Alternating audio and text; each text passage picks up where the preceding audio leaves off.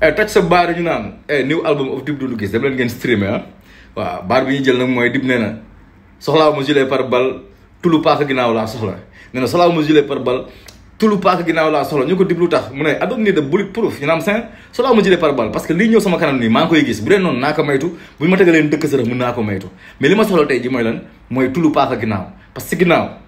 ñi ngay wan ginnaaw mooy les personnes en qui tu as confiance ñi ngay boot mooy ñi nga bëgg a yóbbu ñu jàllale leen mais c'est dommage que ñooñu noonu ñoo lay planté paaka dans le dos quoi tu vois te loolu bu lay am bu lay dal rek da lay bett parce que doo ko suur si ñoom quoi moo tax man soxlaa ma gilet pare-balles li ma soxla mooy lan tulu paaka ginnaaw ndax ñi ngay boot bëgg ñu yegg ak ñi nga xam ne tey da ngay ànd ak ñoom c'est homme de confiance parce que loo woon ginnaaw rek wóolu nga ko ñoo lay jam te bu ñu lay jam da lay bett effet surprise boobu laay bañ quoi sama gars yi donc Dip Doundou Guiss ne ay déception la am ginnaaw seen gars yi da leen di boot wala nga ànd ak ñoom am confiance wala leen ginnaaw ñu jam la quoi li ñëw si kanam moom tiitu ko soxlaa gilet pare-balles parce que mi ngi koy gis mën na ko moytu mais ñi si ginnaaw ces hommes de confiance ñoo koy